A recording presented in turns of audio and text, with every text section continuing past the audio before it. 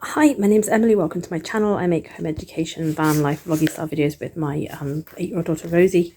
I forgot to post last week, so I posted early this week. Since then we have been to an in-bulk fire circle type festival type. It's not actually a festival. It's we're looking into the pagan festivals, Celtic, Irish, Gaelic, all that kind of stuff. And seeing what they're all about, because they're a lot about honouring the earth, which I can get behind. She's tangible and there. So yeah, so we found a home ed group that we're celebrating the festival of Imbolc, which is basically the midway between winter and spring. So what you do is you light a candle because you're welcoming the light that's coming back from the shorter days. You commit. I mean, the Celtic, the Gaelic side of it is the she goddess Brigid. She's a goddess, but you don't have to include her if you're just honouring the earth. But we made Brigid dolls. We were showing how to make earth candles, digging a hole in the ground, putting a bit of wax in it with a little bit of wick, and then basically holding the wick still until it's set.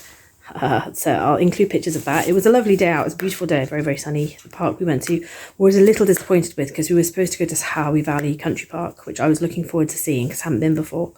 But they moved it last minute to One Vour Community Gardens, which it was still nice, but it wasn't a forest and there was no river. And we'd passed the sign for Howie on the way there, and we'd passed a river on the way there, and I was so wanted to stop and go see the other stuff. But we didn't have enough time. And then we had to get straight back at the end of it. So we need to get home and feed Rosie rather than spend more money on food out and about. So I am currently waiting for my friend to finish work on his truck, because we're going to go and see if we can make a bed work in my van out of, because I have 2 of the tables that come with a bongo. We had a fire pit last night and I caught my finger on the wood. I was axing it and I caught my finger on it when it came down, and it's really quite sore.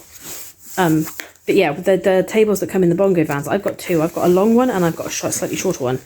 And so we're going to see if we can make use of them to be the base of a bed. So we're going to go and wild camp tonight and see if we can get comfy using them as a base.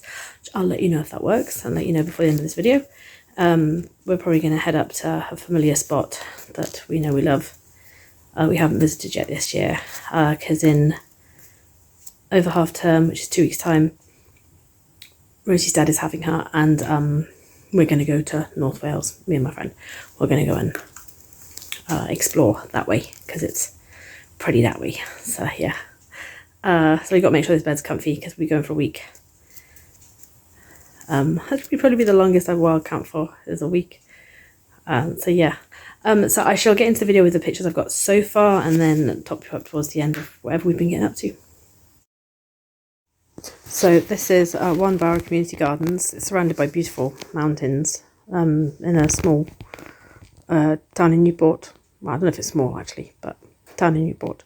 So I had Rosie looking for signs of spring because there were crocuses and daffodils popping up and snowdrops. So I had her looking out for all the signs that spring is actually coming and the earth is beginning to wake up again. So that was beautiful to do. And then I had a wander around the community garden when we got there, because I was a bit sectioned off for people to hire out, I guess. And yeah, there was a big fire pit with a big fire circle, and had to go at making a Brigid doll, but I didn't use enough wool the first time, so my first one has become Boris's friend, and the second one I made, I used enough wool to actually make her a bit more proper. She's going to sit on the altar, and she's going to protect the house for a year, and apparently you burn her at the end of the year, but I think we might just skip the burning her part and let her protect the house and thank her by not burning her. That's my earth candle setting in the mud, and then my earth candle when it came out, and I was quite proud of it, so I've got to try burning when I get home.